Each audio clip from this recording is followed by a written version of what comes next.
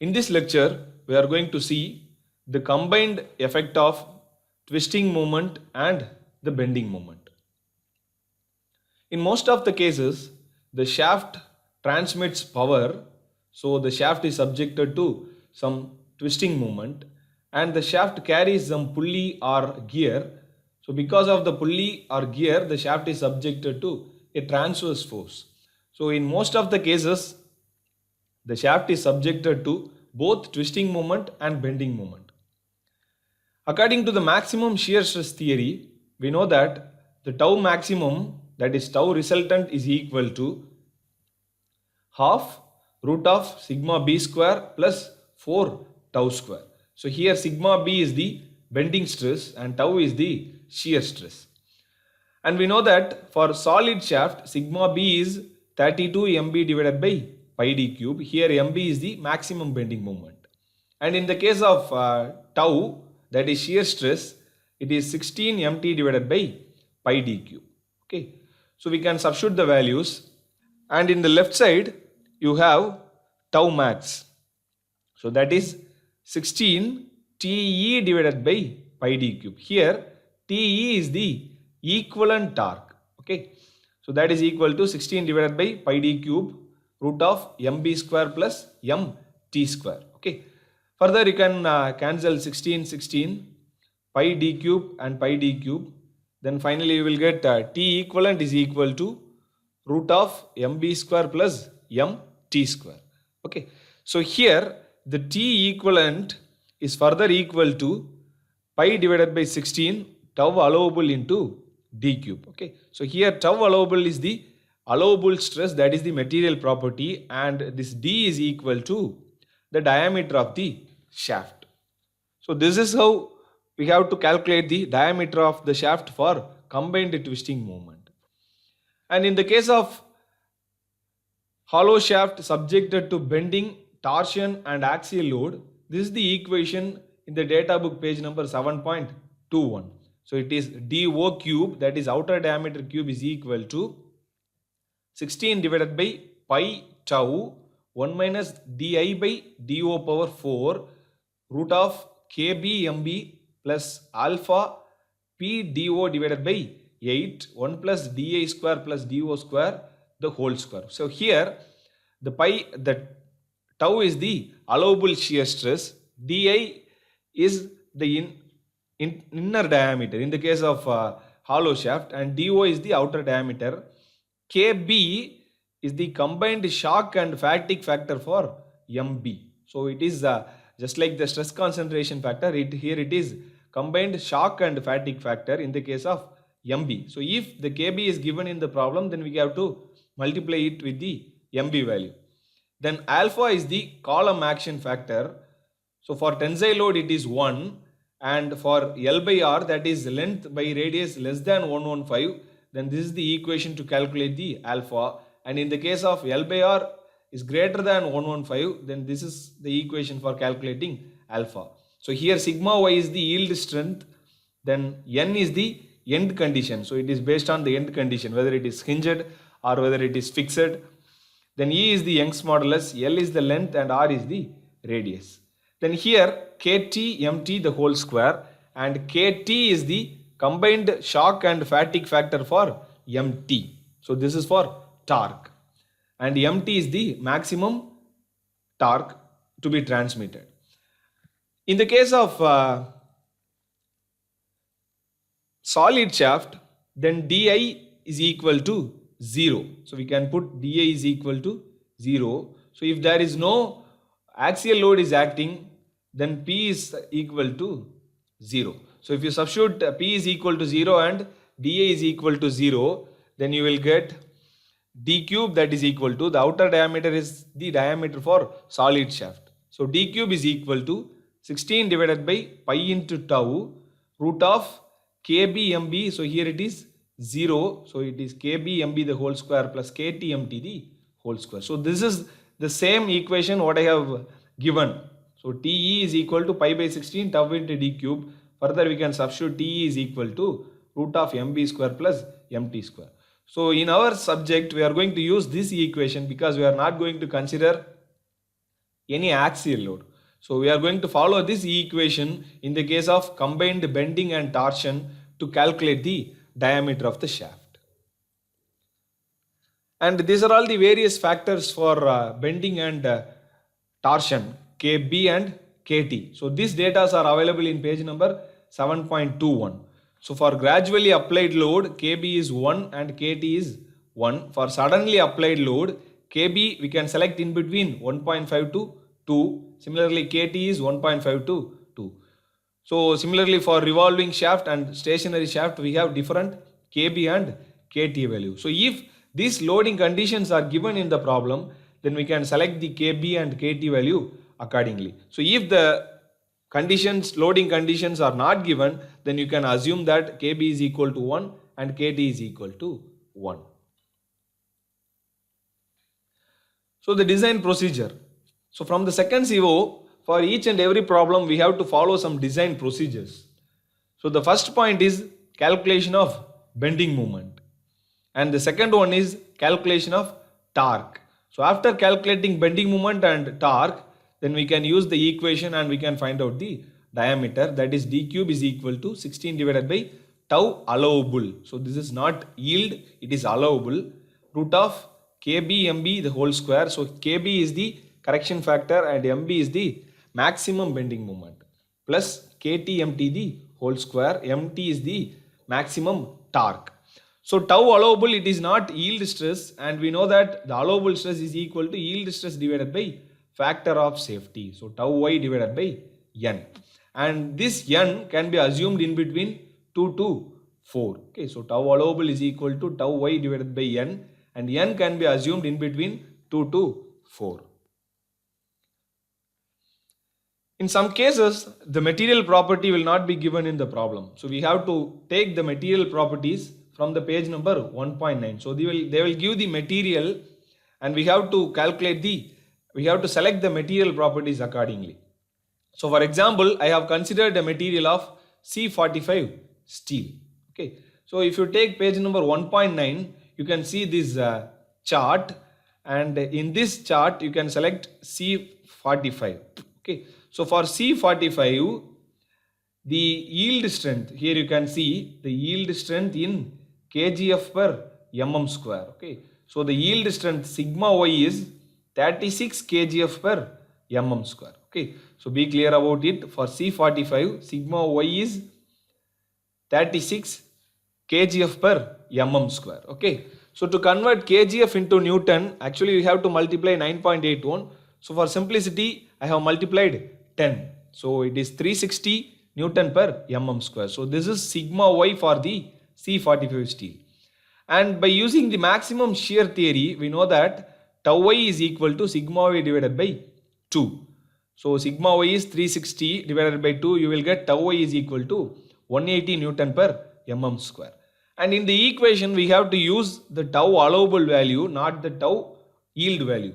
So we know that tau y allowable is equal to tau y divided by factor of safety. So here I have assumed a factor of safety of 4, and the tau allowable value for C45 material is 45 Newton per mm square. So in case if in the problem the material is not given, then you can assume the material as C45 steel, and for C45 steel the allowable shear stress is equal to 45 Newton per mm square. So this is how you have to select the material properties. For example, if the material is C50, then the sigma y value is 38 kgf per mm square, that is 380 Newton per mm square. Then you can apply the maximum shear theory and the factor of safety, and finally you can calculate the tau allowable value.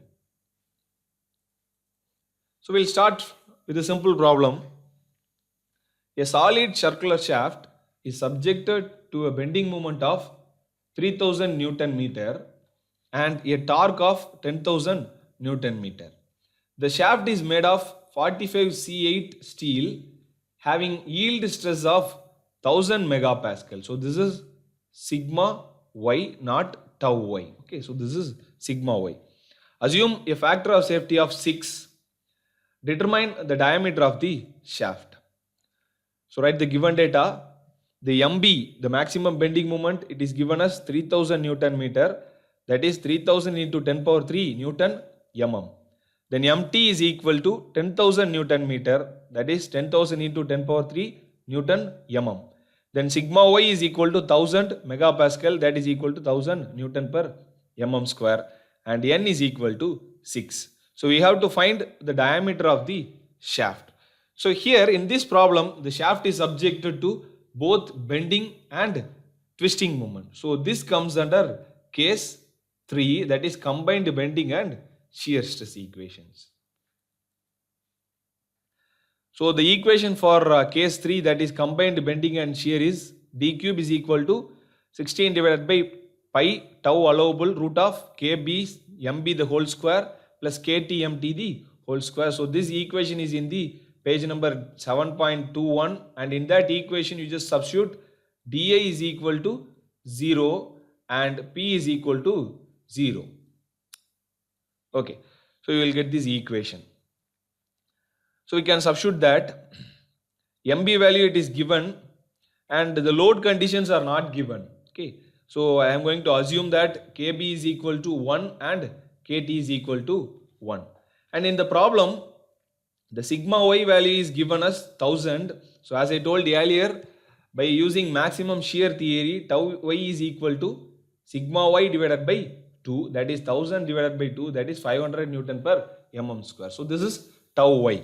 And we have to substitute the value of tau allowable, not tau y value. So tau allowable is equal to tau y divided by factor of safety. And in the problem, it is clearly mentioned that the factor of safety should be assumed as 6. So 500 divided by 6, that is equal to 83.33 Newton per mm square. So this is the tau allowable value.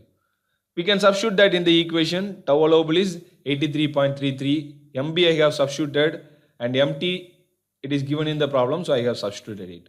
So if you solve this equation, finally you will get D is equal to 86.09 mm. So this is the calculated diameter value.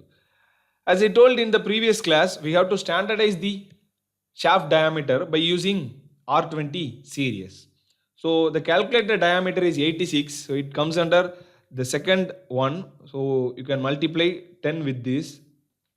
So 86, and here you can see it is 80 and 90. So the calculated diameter is in between 80 and 90. So we can select the next standard diameter, that is 90 mm. So use D is equal to 90 mm. So this is the final solution. The second problem, a line shaft running at 1000 rpm transmits 20 kilowatt. It carries a central load of 1000 Newton. So actually in the previous problem, the bending moment and twisting moment MB and MT is directly given. But here in the problem, the transverse load is given and the torque is given. Okay, so the power is given. So because of the power, twisting moment will be acting, and because of the transverse load, bending moment will be acting. So this problem is also comes under case 3. It is supported on bearings 1 meter apart. For a permissible shear stress of 45 megapascal. So here the permissible shear stress, that is allowable shear stress value, is directly given. Determine the diameter of the shaft assuming minor shock loading. So here the loading condition is given. It is minor shock loading. So from the data book you can select the KB and KT values. We'll start from the given data. N is equal to 1000 rpm. Then P is equal to 20 kilowatt, that is 20 into 10 power 3 watt. Then the transverse load W is, so it is actually 1000 Newton. It is not 10,000 Newton. In the problem it is 1000 Newton. Then L is equal to 1 meter, that is 1000 mm. Then tau allowable is equal to 45 Newton per mm square. We have to find the diameter of the shaft. Yeah. So first consider the twisting moment. We know that P is equal to 2 pi n T divided by 60. Here in the place of T I have used MT. So remember that. So if you substitute the power in watt and if you substitute the power in watt, then finally you will get MT in Newton meter. So you can substitute that. P is equal to 20 into 10 power 3, 2 pi, N is given 1000 divided by 60 into MT. So you will get MT is equal to 190.98 Newton meter. Remember that, convert it into Newton mm. So into 10 power 3. Then consider the bending moment. So here actually in the problem, the shaft transmits a 20 kilowatt power and it is supported in bearings 1 meter apart. So you can construct a simple drawing. And it is subjected to a central transverse load of 1000 Newton. Okay. So the load is acting at the center, and for simply supported beam with a central point load, we know that the maximum bending moment is equal to WL by 4. So if the load is acting with some eccentricity, or if 2 or 3 loads are acting, then we can draw the bending moment diagram, and from the bending moment diagram we can take the maximum bending moment. But here it's a single load and the load is acting at the center, so you can directly use the equation WL by 4, or otherwise if you are not familiar about the equation, then you can construct the bending moment drawing.